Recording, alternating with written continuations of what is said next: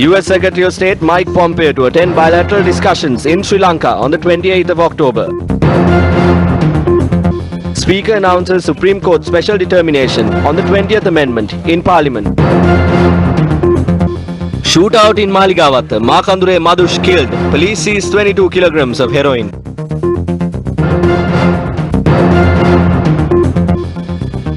Fertilizer shortage affects farmers in Alahara.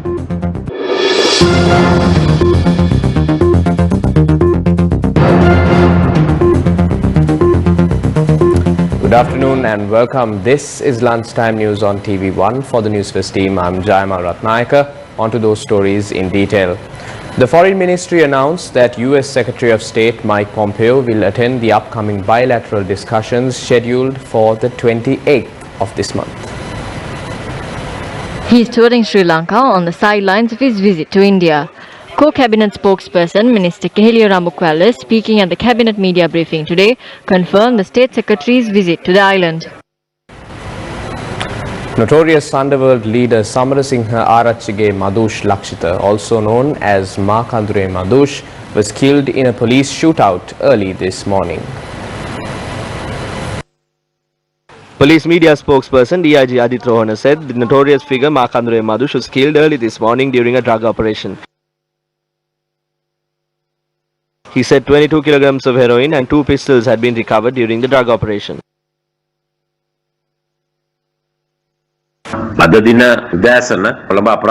This morning, a team from the Colombo Crimes Division took this suspect for another operation related to narcotics to the Appalwatta Lakshita 7 housing complex under the Maligawatta Police Division.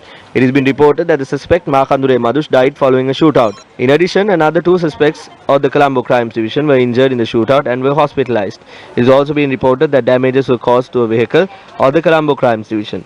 The Colombo Crimes Division are conducting further investigations into the incident. It should be mentioned that 22 kilograms of heroin were discovered on the 10th floor of the housing complex in this operation. The post-mortem examination and the magistrate's examination to the death of the suspect is expected to be conducted today. In addition, further investigations into the matter will be conducted.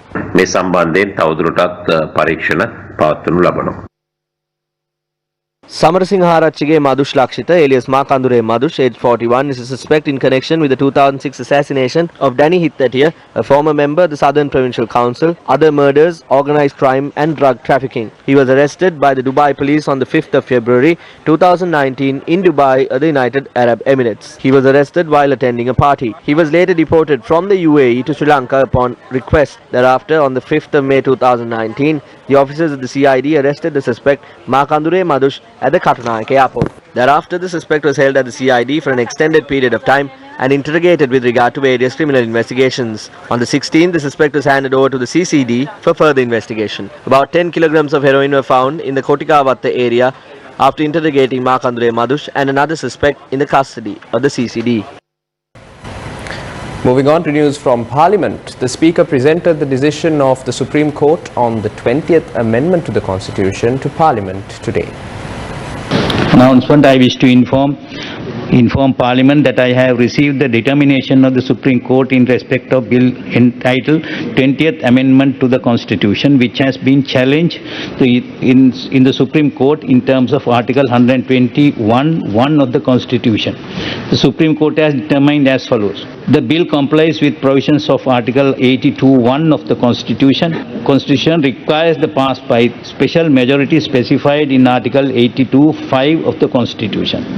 Clauses 3, 5, 4 and 22 in their present form are inconsistent with the Article 3 read with Article 4 of the Constitution and therefore require approval by the people at a referendum by virtue of the provisions of Articles number 83.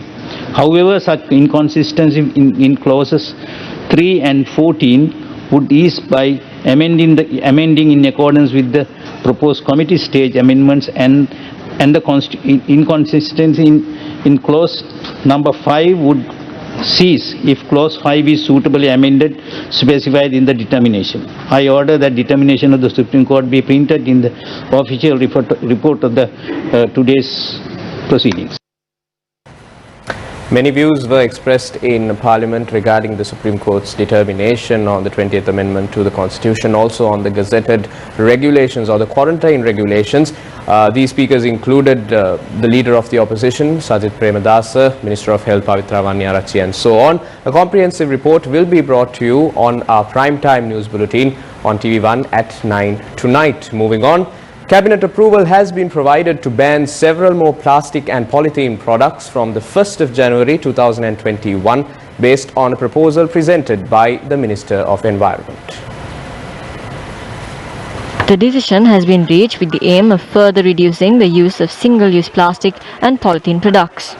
Accordingly, chemical and pesticides will be prohibited from being packaged in plastic covers. Furthermore, sachets less than 20 milliliters or 20 grams will be banned. However, the ban will not be applicable for food and medicine. 100 milliliter or 100 gram packages could be used in place of the sachets, which will be prohibited. Plastic toys which are compressed with air will also be banned, apart from balloons, balls and floaties. Plastic cotton buds, apart from those used for medical purposes, will be banned.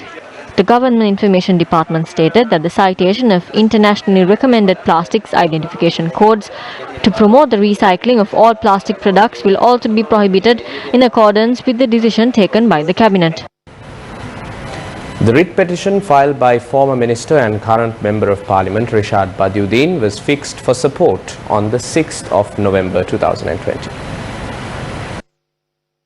The petition was called before a bench of justices comprising of Kumudini Vikramasinghe and Sobhita Rajakaruna. President's Counsel Faiz Mustafa, appearing on behalf of Rishad Badiuddin, submitted to court that his client has already been arrested. He added that he needs to consult his client on whether or not his client wants to continue the petition in court. Taking a look at the situation pertaining to COVID-19 in the island, the total number of confirmed cases of COVID-19 reported across the island has increased to 5,625. The Epidemiology Unit of the Ministry of Health said in total 2,172 patients have been hospitalized and are undergoing treatment. 37 patients recovered yesterday, raising the total number of recoveries to 3,440. Meanwhile, the Government Information Department says the total number of confirmed cases reported from the Minamangada cluster has risen to 2,162 after 87 new cases were confirmed yesterday. 23 of these cases were detected from quarantine centers and 64 others were close contacts. Meanwhile, it has been confirmed that a child and his mother who were admitted to the Lady Ridgeway Children's Hospital in Colombo have contracted COVID-19. On the 18th evening, 3 suspected patients were admitted to the hospital. At that moment, due to our inspection, we took them to a separate area and took steps to treat them. However, by yesterday, we managed to get the PCR test results. It was confirmed that the patients, a mother and her 2-year-old daughter, were infected with the virus. These patients are residents of Vallampitia. When we traced the patients, it was also confirmed that the father had also contracted the virus. The father works at a private company near Borella. One of our nurses contracted COVID-19 about 12 days ago. None of her associates tested positive for the virus. Meanwhile, public health inspectors said that more than 15,000 people island-wide are currently under self-quarantine. Secretary of the Sri Lanka Public Health Inspectors Association, Mahindra Balasuriya, stated the highest number of them are from the Gambaha district. He further stated that more than 1,600 people in the Gambaha district have been infected with COVID-19. Meanwhile, the Colombo Municipal Council stated 9 other employees of the Colombo dockyard have contracted COVID-19. The epidemiologist of the council, Dinuka Guruge, stated that 18 people have been infected with COVID-19 in the Colombo city limits alone. Meanwhile, Dr. Hemantha Herath convened a media briefing and expressed his views on the current situation in hospitals. At present, 2,487 beds have been prepared for patients' care services, out of which 2,226 beds have already been reserved for patients. However, a number of other hospitals are being prepared for this in the future. In the next few hours, more hospital beds will be added to this number. Farmers in the Alahara farming colony are severely inconvenienced due to a lack of fertilizer required for the upcoming Maha season. They expressed their disdain over the matter during a media briefing. Currently, there are around 40,000 metric tons of fertilizer in the country. We have received information that there are no more stocks. If we are provided with organic fertilizer instead of chemical fertilizer, we could have managed. The TSP amount in the concessionary fertilizer provided has been greatly reduced. For a stock of fertilizer, granular fertilizer of 30 to 35 kilograms should be included. It has reduced here. Thanks to the Moragahakanda reservoir, we receive water by the 15th, but everything will be destroyed if we do not receive fertilizer. Newsfirst, Sri Lanka's most trusted news brand, keeps you informed wherever you are.